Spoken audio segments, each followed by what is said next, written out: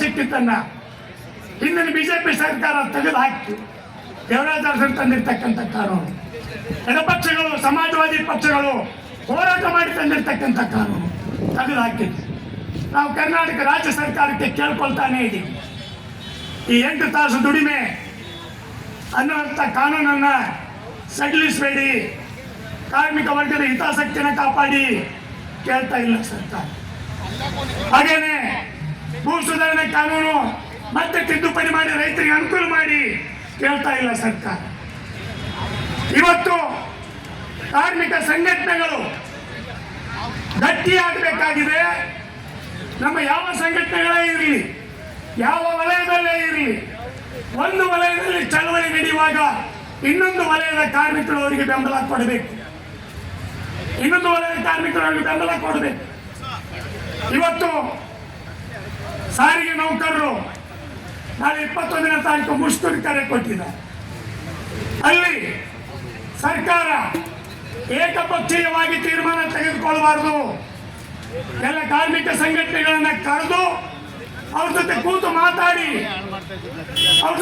ಮಾತಾಡಿ ಚುನಾವಣೆಗಳು ಬಂದಾಗ ಕಾಂಗ್ರೆಸ್ ಸರ್ಕಾರ ಹೇಳ್ತದೆ ಕೋಮುವಾದಿಗಳನ್ನ ಎದುರಿಸಬೇಕು, ನೀವೆಲ್ಲ ನಮ್ಗೆ ಬೆಂಬಲ ಕೊಡಿ ಅಂತ. ಆದ್ರೆ ಅಧಿಕಾರಕ್ಕೆ ಬಂದಾಗ ಕಾರ್ಮಿಕ ವರ್ಗದ ಈ ವಿರೋಧಿ ನಿಲುವನ್ನು ತೆಗೆದುಕೊಳ್ತದೆ. ಕಾರ್ಮಿಕ ವರ್ಗ, ಬೆಂಗಳೂರಿನ ಕಾರ್ಮಿಕ ವರ್ಗಕ್ಕೆ ದೊಡ್ಡ ಪರಂಪರೆ ಇದೆ. ಅದು ಪಬ್ಲಿಕ್ ಸೆಕ್ಟರ್ ಸ್ಟ್ರೈಕ್ ಆಗಿರ್ಬೋದು. ಕೊನೆಯದಾಗಿ ಒಂದು ಉದಾಹರಣೆಯನ್ನು ಹೇಳಿ ನನ್ನ ಮಾತನ್ನು ಮುಗಿಸ್ತೇನೆ. 1980ರಲ್ಲಿ ನರಗುಂದದಲ್ಲಿ ರೈತರ ಮೇಲೆ ಗೋಲಿಬಾರ್ ಆಯಿತು, ಗುಂಡೂರಾಯರ ಸರ್ಕಾರ. ಅದನ್ನು ವಿರೋಧಿಸಿ ಅಲ್ಲಿಂದ ರೈತರು ಜಾಥಾ ಮಾಡಿದ್ವಿ.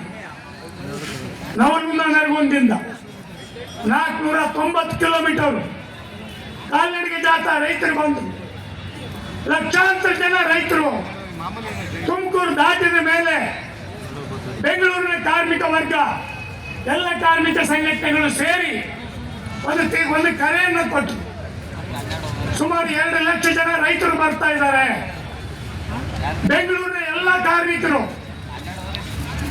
ಕಾರ್ಮಿಕರು ನಿಮ್ಮ ಮನೆಯಿಂದ 2 ಬುತ್ತಿ ತಗೊಂಡ್ಬರ್ಬೇಕು, ಒಂದು ನಿಮಗೆ ಇನ್ನೊಂದು ರೈತರಿಗೆ.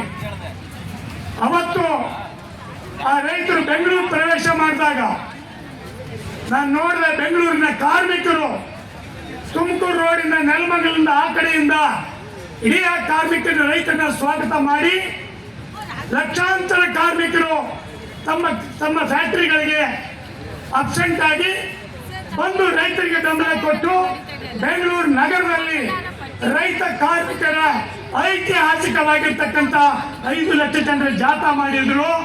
ಅದರ ಪರಿಣಾಮ ಮುಂದೆ ಗುಂಡೂರಾಯರ ಸರ್ಕಾರ ಅಧಿಕಾರ ಕಳ್ಕೊಳ್ತು. ಅಂದ್ರೆ ಇದು ದುಡಿಯುವ ಜನರ ಶಕ್ತಿ.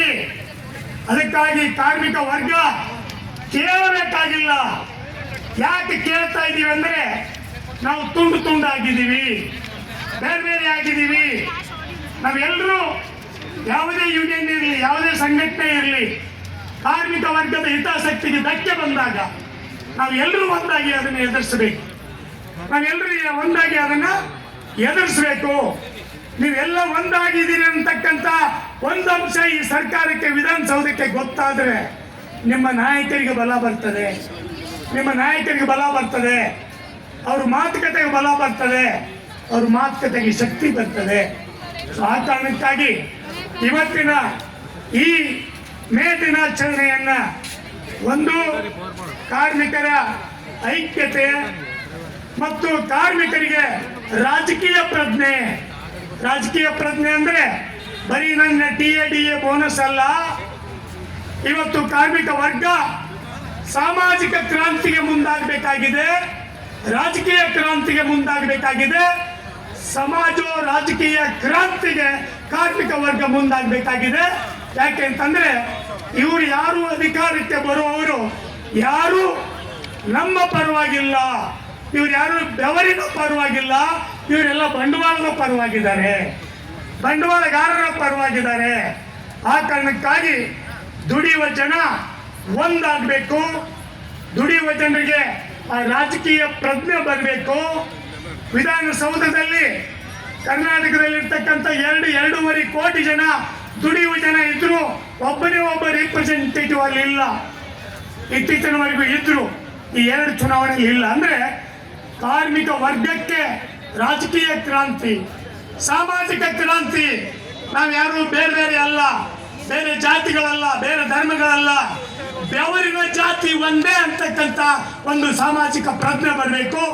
ಇಂಥ ಸಮಾಜ ರಾಜಕೀಯ ಪ್ರಜ್ಞೆಯ ಮೂಲಕ ಈ ರಾಜ್ಯದಲ್ಲಿ ನಾವು ದೊಡ್ಡ ಪ್ರಮಾಣದ ಸಮಾಜ ರಾಜಕೀಯ ಕ್ರಾಂತಿಗೆ ಇವತ್ತಿನ ಈ ಸ್ವಾತಂತ್ರ್ಯ ಉದ್ಯಾನವನದಲ್ಲಿ ತಾವೆಲ್ಲ ಈ ಮೇಡೇ ದಿನ ಪ್ರತಿಜ್ಞೆ ಮಾಡಬೇಕು. ದುಡಿಯುವ ಜನರ ಏಕತೆ ಮತ್ತು ರಾಜಕೀಯ ಜಾಗೃತಿಗಾಗಿ ಹೋರಾಟ ಮಾಡಬೇಕು ಅಂತ ಕೇಳಿಕೊಂಡು ನನ್ನ ಇಲ್ಲಿ ಮಾತಾಡೋಕ್ಕೆ ಅವಕಾಶ ಕೊಟ್ಟಂತ AITC ನಾಯಕರಿಗೂ ಮತ್ತು JCTU ನಾಯಕರಿಗೂ ಎಲ್ಲರಿಗೂ ವಂದಿಸ್ತೇನೆ. ಮತ್ತೊಮ್ಮೆ ನಿಮ್ಮೆಲ್ಲರಿಗೂ ಕಾರ್ಮಿಕ ದಿನಾಚರಣೆ ಶುಭಾಶಯಗಳು.